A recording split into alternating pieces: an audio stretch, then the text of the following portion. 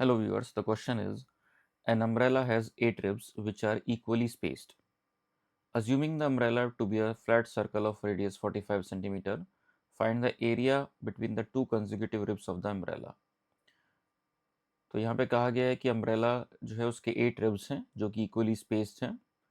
Umbrella को एक flat circle मानते हुए एक ऐसा सर्कल जिसकी रेडियस 45 सेंटीमीटर है, हमें दो कंसेक्यूटिव रिब्स के बीच में एरिया कैलकुलेट करना है।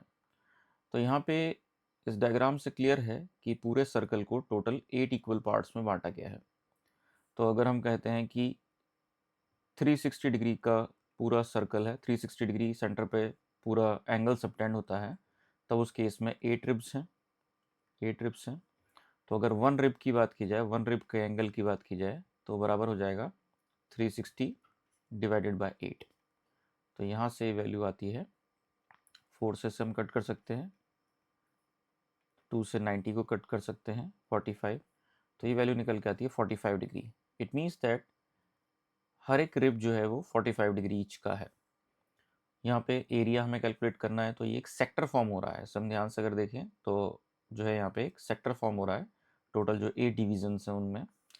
तो यहाँ पे जो एरिया है, रिक्वायर्ड एरिया, जो हमें एरिया निकालना है, required area is equal to, यहाँ सेक्टर के एरिया का फॉर्मूला लगाएंगे हम, थीटा अपॉन 360। थीटा की वैल्यू रखेंगे 45 into pi are square, into pi are square. यहाँ पे आर की वैल्यू हमें गिवन है 45 सेंटीमीटर, वो वैल्यू हम यहाँ पुट करेंगे। सो 45 upon 360 multiplied bye 22/7 multiplied by 45 into 45। 45 से 360 कट किया तो ये आता है टोटल 8 टाइम्स डिवीज़न जाता है, और 8 को 2 से कट किया हमने 4, 2 से 22 कट किया 11।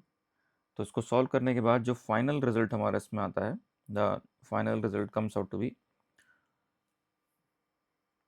22275 upon 28 centimetre square. So this is the answer of this problem. Next question देखते हैं। इसमें कहा गया car has a two wipers, a car has two wipers which do not overlap,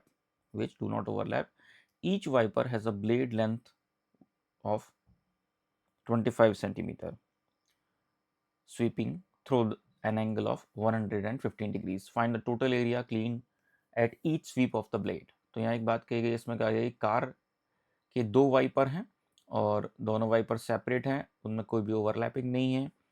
blade की लेंथ 25 सेंटीमीटर है, जिस समय ब्लेड मूव करता है तो ये एक एरिया स्वीप करता है, एक सर्टेन एंगल तक ही मूव करता है, ये 115 डिग्री एंगल तक जो है ये मूव करता है, और उस प्रोसेस में एक एरिया स्वीप होता है। हमें निकालना है total area clean at each sweep of the blade. तो टोटल एरिया निकालने के लिए हमें पहले एक सिंगल वाइपर का एरिया निकालना पड़ेगा, उसका 2 टाइम्स करना होगा क्योंकि यहाँ पे देर आर 2 वाइपर्स। तो हम कह सकते हैं कि जो रिक्वायर्ड एरिया होगा हमारा, जिसमें ये वाइपर पूरा एरिया स्वीप कर रहे हैं, तो वो रिक्वायर्ड एरिया इक्वल टू होगा, required area is equal to 2 times the area of a single wiper. तो उसके लिए हम सेक्टर के एरिया का फॉर्मूला लगाएंगे, theta upon 360 into pi are square. Theta की वैल्यू है यहाँ पे 115, this upon 360 multiplied by pi are square. So pi into blade length दे रखी है 25 सेंटीमीटर, जो कि रेडियस का काम करेगी, सो 25 सेंटीमीटर इसका स्क्वायर। तो इस तरह से ये सारी वैल्यूज़ पुट करने के बाद जो रिजल्ट आता है वो आता है 158,125 अपॉन 126 सेंटीमीटर स्क्वायर। इसको फर्दर हम अगर कैलकुलेट करते हैं तो ये वैल्यू डेसिमल में अगर हम इसको एक्सप्रेस करना चाहें तो ये वैल्यू निकल के आती है 1254.96 centimetre square. So this is the answer of this problem. Next question देखते हैं। इसमें कहा गया है कि to warn ships for underwater rocks a lighthouse spreads a red coloured light over a sector of angle 80 degree to a distance 16.5 kilometre. Find the area of the sea over which the ships are warned. तो यहाँ पे कहा गया कि एक light house है समुद्र के किनारे, और वो लाइट हाउस जो है वो रेड कलर की बीम जो है वो थ्रो करता है एक शिप्स को वार्न करने के लिए। उसका एंगल ऑफ बीम जो है वो 80 डिग्री दिया हुआ है, और जितनी दूर तक वो बीम जाती हैं वो वैल्यू दे रखी है 16.5 किलोमीटर। तो पूछा गया है कि कितने एरिया तक जो है शिप्स वार्न हो पाएंगी, ये चीज़ हमसे पूछी गई। एक तरह से हमें सेक्टर का एरिया जो फाइंड आउट करना है, जिसकी रेडियस 16.5 किलोमीटर है और जिसका एंगल ऑफ सेक्टर जो है वो 80 डिग्रीज है। तो यहाँ हम सेक्टर के एरिया का फॉर्मूला जो है अप्लाई करेंगे। सेक्टर के एरिया के लिए फॉर्मूला होता है theta upon 360 multiplied by pi are square. तो सेक्टर एरिया हम इस तरह से कैलकुलेट करेंगे। इसमें जो गिवन वैल्यू है हमें यहाँ पे थीटा की जो वैल्यू गिवन है वो है 80 degrees. So 80 upon 360 multiplied by पाई की वैल्यू हमें यहाँ 3.14 पुट करनी है जो कि गिवन है। आर यानी रेडियस दे रखी है हमें 16.5 किलोमीटर्स।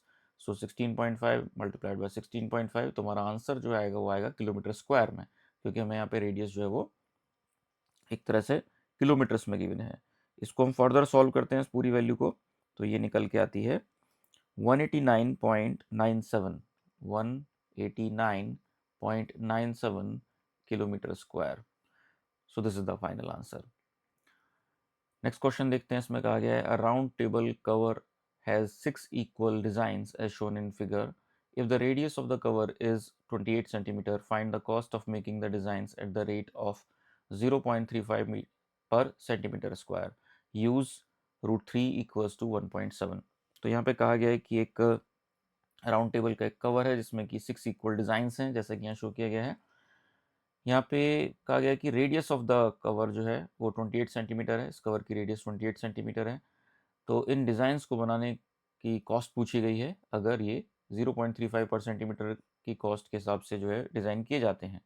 तो यहाँ पे हम साफ साफ देख रहे हैं that there are 6 designs, 1 2, this is 1, then 2 3 4 5 6। तो इस तरह से 6 सेगमेंट्स यहाँ पे फॉर्म हो रहे हैं और हम किसी भी एक सिंगल सेगमेंट का एरिया निकाल के उससे 6 से मल्टीप्लाई करके टोटल एरिया कैलकुलेट करेंगे पहले, और फिर जो कॉस्टिंग दी है उसके हिसाब से, पर सेंटीमीटर स्क्वायर के हिसाब से कॉस्टिंग दी है उसके हिसाब से टोटल कॉस्टिंग कैलकुलेट करेंगे। तो सबसे पहला टास्क है to calculate the segment area. Single segment का एरिया हम सबसे पहले निकालेंगे। So single segment area, single segment area, तो सिंगल सेगमेंट एरिया बराबर होगा द सिंगल सेक्टर एरिया। यहाँ पे टोटल 6 सेक्टर्स फॉर्म हो रहे हैं, 1 2 3 4 5 6, टोटल 6 सेक्टर्स फॉर्म हो रहे हैं। सो single sector area minus the area of the triangle. अगर आप ध्यान से यहाँ पे देखें ओ ए बी, तो एक सिंगल अगर हम ट्राइंगल देखते हैं तो एक इक्विलेटरल ट्राइंगल फॉर्म हो रहा है, एक रेगुलर हेक्सागन फॉर्म हो रहा है। तो यहाँ पे जो साइड लेंथ देख रहे हैं आप O A O B and A B, ये इक्वल लेंथ की हैं। क्योंकि अगर टोटल 360 एंगल को हम डिवाइड करें 6 पार्ट्स में तो ये 60 60 के एंगल्स आते हैं सारे। All these angles are of 60 degrees, क्योंकि ये एक रेगुलर हेक्सागन फॉर्म हो रहा है सिमेट्री के अकॉर्डिंगली। और यहाँ पे क्योंकि रेडियस जो है सर्कल की वो थ्रू आउट जो है वो सेम रहेगी, O A O B, suppose this point is C, O C, then O D, O E and O F, ये सारी रेडियसेस बराबर हैं। इसका मतलब साइड ओ ए और ओ बी बराबर है, इसका मतलब एंगल ओ ए और ओ बी भी बराबर होगा। इसका मतलब केवल एक ही पॉसिबिलिटी है कि ये दोनों एंगल भी 60 60 के होंगे। तो एक तरह से इक्विलेटरल ट्राइंगल फॉर्म हो रहा है। तो हम यहाँ पे कहते हैं कि the triangle area, area of the triangle, suppose एक ट्राइंगल यहाँ पे हम ले रहे हैं O A B, O A B triangle हम ले रहे हैं और इसका एरिया हमें निकालना है यहाँ पे। तो इस पे हमारी प्रॉब्लम फोकस्ड हो जाती है। सिंगल सेक्टर के एरिया की बात की जाए तो यहाँ पे 60 अपॉन 360, सेक्टर के एंगल, सेक्टर के एरिया का फॉर्मूला में अप्लाई करेंगे यहाँ पे theta upon 360 multiplied by pi are square. तो यहाँ पे पाई की वैल्यू हम रख सकते हैं, द वैल्यू ऑफ पाई हमें यहाँ पे 3.14 या 22/7 में से अगर चूज़ करनी हो तो हमें यहाँ पे 22/7 लेनी पड़ेगी, क्योंकि यहाँ पे 3.14 वैल्यू नहीं दी गई है। तो हम एक्यूरेट वैल्यू यानी 22/7 वैल्यू यहाँ पे पुट करेंगे। और उसके बाद हम लिखेंगे आर स्क्वायर, आर यानी रेडियस, रेडियस यानी 28, सो 28 मल्टीप्लाइड बाय 28। तो इस तरह से सिंगल सेक्टर का एरिया के लिए हमने यहाँ पे एक्सप्रेशन लिख लिया। Area of triangle O A B, तो जैसे हमने कहा कि एक इक्विलेटरल ट्राइंगल है, इक्विलेटरल ट्राइंगल के लिए फॉर्मूला होता है √3/4 ए स्क्वायर, साइड लेंथ का स्क्वायर। साइड लेंथ में हम साफ साफ देख रहे हैं कि एक साइड लेंथ ओ ए है जो कि रेडियस के बराबर है, तो हम यहाँ पे इसे 28 लिख सकते हैं। सो 28 मल्टीप्लाइड बाय 28। 60 से 360 को कट किया 6 टाइम्स कट हो जाता है, 7 से 28 को कट किया 4 टाइम्स कट हो जाता है, 4 से 28 को कट किया 7 आ गया।